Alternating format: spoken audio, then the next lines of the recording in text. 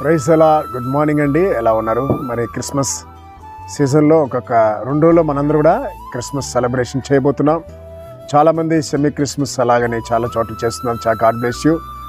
అలాగే ఈరోజు మరి ప్రత్యేకించి రైల్వే కోడూరులో దైవ సేవకులు అన్ని సంఘాల్లో వారు కలిసి శాంతియుతంగా క్రిస్మస్ ర్యాలీ చేస్తున్నామండి. మీ ప్రార్థనలో జ్ఞాపకం చేసుకోండి.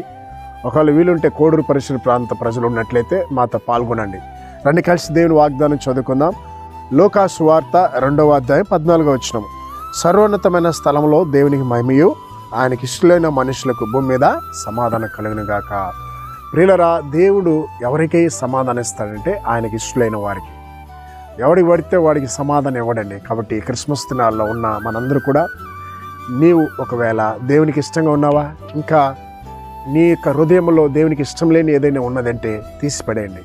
మీ పై అలంకరణ కొరకు మీరు పాకులాడుతున్నట్టే దానివల్ల ఆయన ఇష్టపడ్డా, కానీ నీ అంతరంగము అలంకరణ అనగా నీ హృదయ శుద్ధిని దేవుడు చూస్తాడు. నీ అంతరంగంలో ఉన్న మనసాక్షిని దేవుడు చూస్తాడండి. కాబట్టి దాన్ని శుద్ధీకరించుకోండి. క్రిస్మస్ టైంలో మంచి డెకరేషన్లు చేసుకుంటూ ఉంటాం. ఇల్లంతా కూడా మంచి పెయింటింగ్స్తో నింపేసి ఉంటాం. ఇల్లంతా కూడా మంచి మంచి డెకరేషన్లతో నింపేసి ఉంటాం. అలాగే కొత్త బట్టలు కొనుక్కుంటామండి.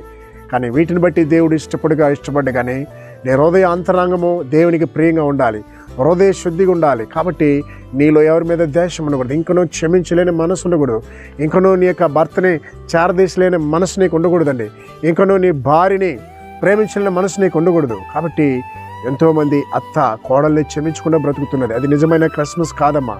మీ హృదయంలో ఆ కక్షను వదిలిపెట్టండి.